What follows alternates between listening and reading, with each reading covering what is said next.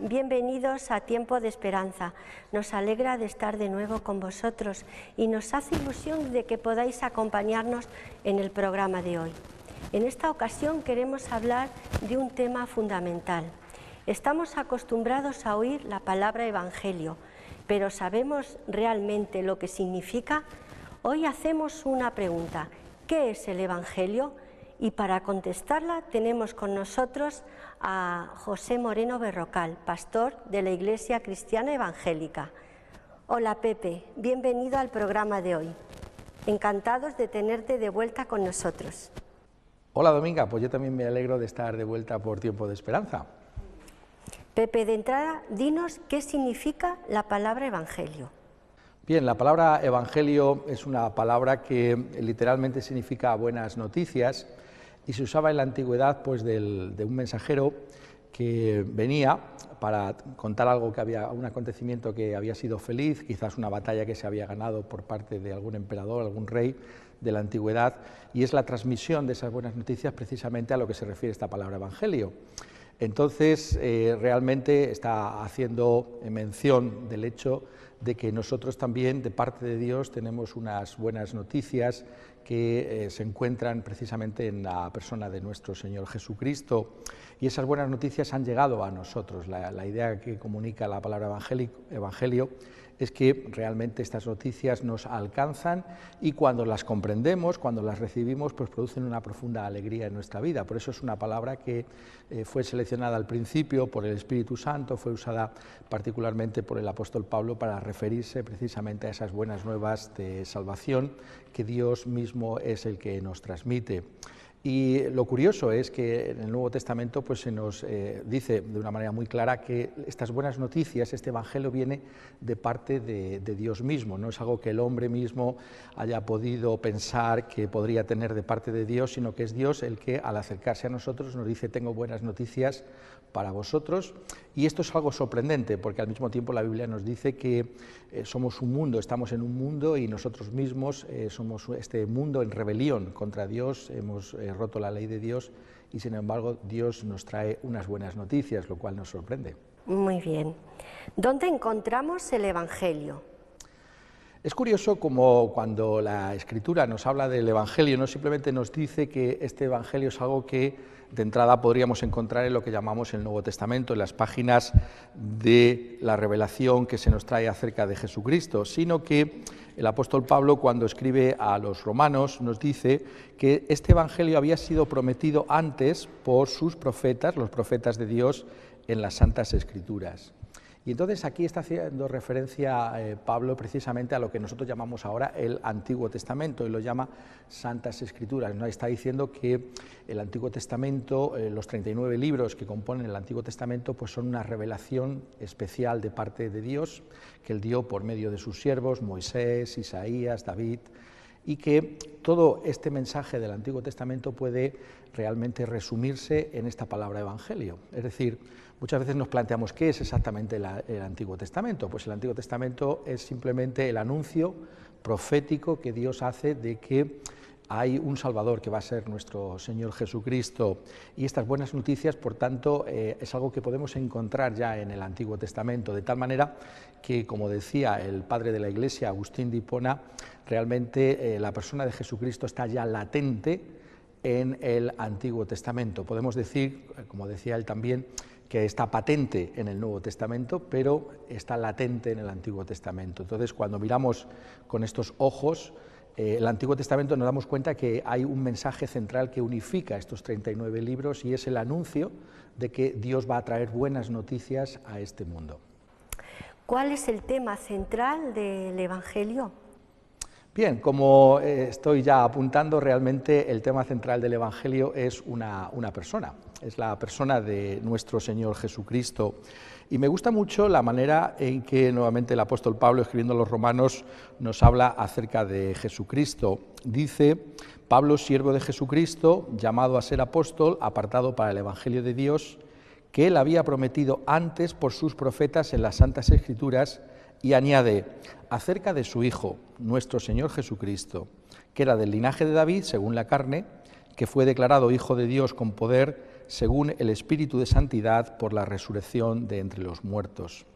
Y entonces lo que Pablo nos está diciendo es que el Evangelio tiene que ver con nuestro Señor Jesucristo. Y hay tres maneras en las que se refiere a Jesucristo aquí en este pasaje. En primer lugar, dice que Jesucristo es el Hijo, y simplemente dice que es el Hijo. Estas palabras son importantes porque están poniendo de manifiesto que hay una relación dentro de Dios entre el Padre y el Hijo. También la Biblia habla del Espíritu Santo y por tanto nos está diciendo que Dios mismo es un solo Dios, pero en tres personas. Y entonces nos dice que el Evangelio tiene que ver con una de estas personas, en particular la persona del Hijo de Dios. Y la idea que nos transmite la Escritura cuando habla de Padre y de Hijo es la idea de igualdad. Nos está diciendo que Dios, el Padre, es aquel que tiene una relación eterna con Dios el Hijo y que ambos tienen que ser adorados como Dios mismo. Entonces esta idea es fundamental. Cuando hablamos del Evangelio estamos diciendo que es Dios mismo, el Hijo, el que está con nosotros. No es un ángel, no es un mensajero, no es una criatura excelsa, sino que es el mismo Creador, es el Hijo de Dios. Esto es lo primero que dice aquí Pablo, pero en segundo lugar dice que el Hijo es nuestro Señor Jesucristo, que era del linaje de David según la carne. Y entonces está poniendo de manifiesto en segundo lugar que este Hijo, las buenas noticias tienen que ver con el Hijo encarnado, es decir, con el hecho de que nuestro Señor Jesucristo pues, ha tomado carne como la nuestra. Dice aquí según la carne. Estamos diciendo que el Evangelio tiene que ver no simplemente con Dios, no simplemente con el Hijo, sino como el Hijo que viene a este mundo de pecado y toma carne como la nuestra.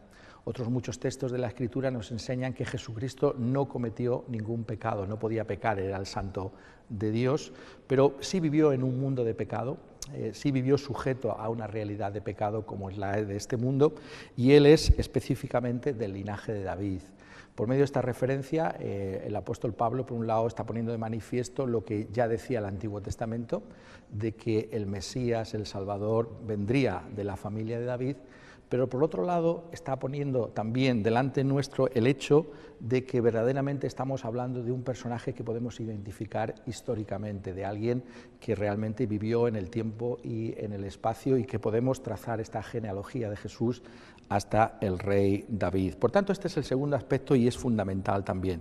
No solamente es el Hijo, sino que es también el Hijo encarnado. Pero el apóstol aquí, en este pasaje de Romanos capítulo 1, añade otro detalle que es muy importante. Dice que fue declarado Hijo de Dios con poder, según el Espíritu de Santidad, por la resurrección de entre los muertos. Y por medio de estas palabras, el apóstol nos está diciendo que pudimos ver quién era realmente el Hijo de Dios encarnado en el momento de la resurrección. Es decir, cuando nuestro Señor Jesucristo viene a este mundo como humano, viene en lo que podríamos llamar un estado de humillación. Hay una realidad de humillación que consiste precisamente en estar sujeto a las condiciones de un mundo caído como el nuestro.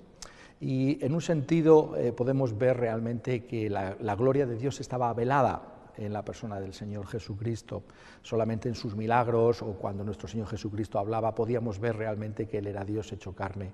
Pero si queremos apreciar, dice el apóstol Pablo aquí, quién era el Hijo de Dios, pues tenemos que mirar a la resurrección. La resurrección de los muertos es la manifestación de que realmente estamos ante Dios mismo. Y por tanto la piedra de toque de la fe cristiana tiene que ver justamente con el hecho de que nuestro Señor Jesucristo dejó la tumba vacía, resucitó de entre los muertos y es ahí donde se ve realmente que Él es Dios. Pero no solamente que es Dios, sino que añade aquí que realmente fue instalado, si así lo podemos decir, como aquel que es el único mediador entre Dios y los hombres. La prueba nos está diciendo el apóstol Pablo de que Jesucristo es el único que puede llevarnos de vuelta a Dios, es precisamente su resurrección de los muertos, en la que Dios mismo, Dios el Padre, está manifestando que su Hijo Jesucristo es el único Señor, el único Salvador, el único al que podemos venir para tener confianza por la fe en Él y recibir el perdón de nuestros pecados. Por tanto, el Evangelio tiene que ver con la persona de Jesús, pero en la riqueza de la presentación que hace el Nuevo Testamento como Dios, como hombre y también como el único mediador entre Dios y los hombres.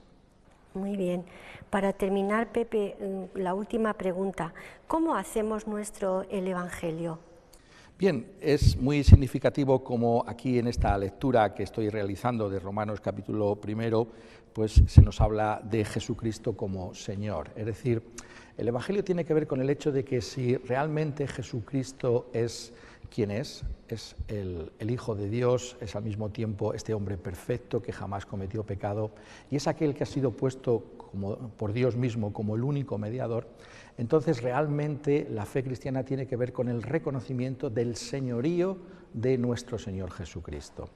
El apóstol Pedro, predicando en el libro de los Hechos de los Apóstoles, dice: y en ningún otro hay salvación, porque no hay otro nombre bajo el cielo dado a los hombres en el que podamos ser salvos.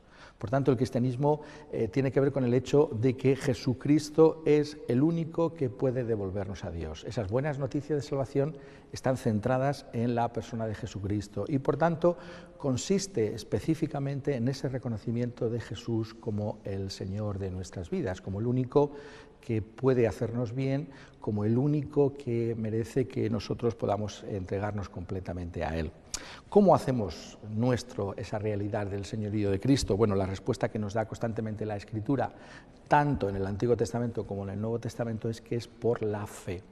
El apóstol Pablo, cuando va a continuar escribiendo esta epístola a los romanos, nos va a poner como ejemplo al patriarca Abraham. ¿Y por qué es Abraham un ejemplo para nosotros?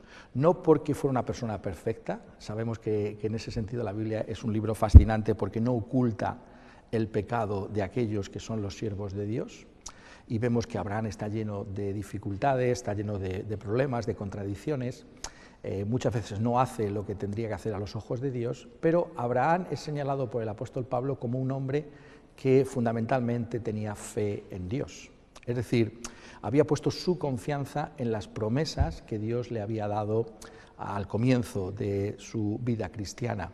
Entonces, la fe es la manera en que nosotros también nos relacionamos ahora con el Señor Jesucristo. ¿Y qué es la fe? Bueno, la fe realmente es darle crédito a Dios. Estamos diciendo que el testimonio acerca del Evangelio se encuentra en las Escrituras, tanto en el Antiguo como ahora también en el Nuevo Testamento, y viene en forma de promesas. Dios nos promete, por ejemplo, se nos dice, y es el mismo Jesús el que lo dice: el que cree en mí tiene vida eterna. Entonces ahí tenemos una promesa que hace Jesucristo, y es una promesa muy sencilla, dice: si tú crees en mí, pues tendrás vida eterna. Entonces la salvación precisamente viene por dar crédito a las promesas de Dios, es decir, creer que precisamente porque Dios es todopoderoso, precisamente porque Dios no puede mentir, cualquier cosa que nos diga en su palabra, nosotros podemos confiar en la misma.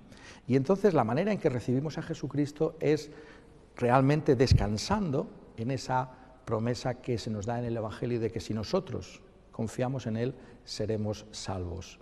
Este es el Evangelio. El Evangelio son buenas noticias en el sentido de que la salvación está fuera de mí. Si yo me miro a mí mismo, estamos llenos de pecado, estamos llenos de rebeldía contra Dios. No hacemos lo correcto y lo bueno a los ojos de Dios. No hay ninguna persona buena.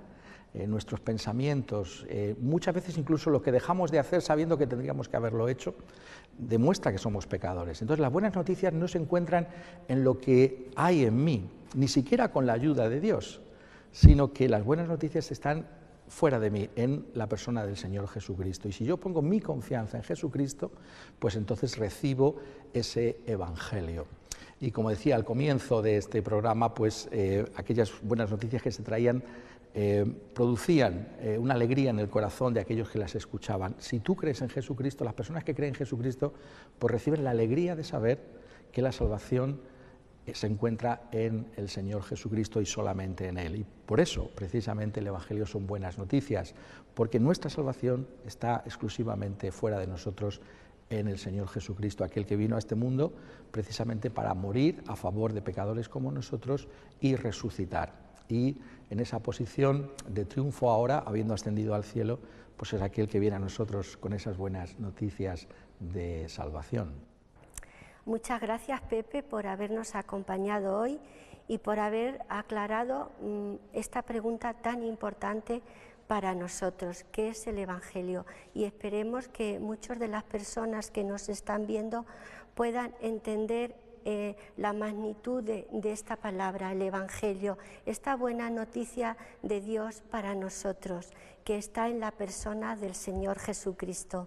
Muchas gracias por acompañarnos hoy.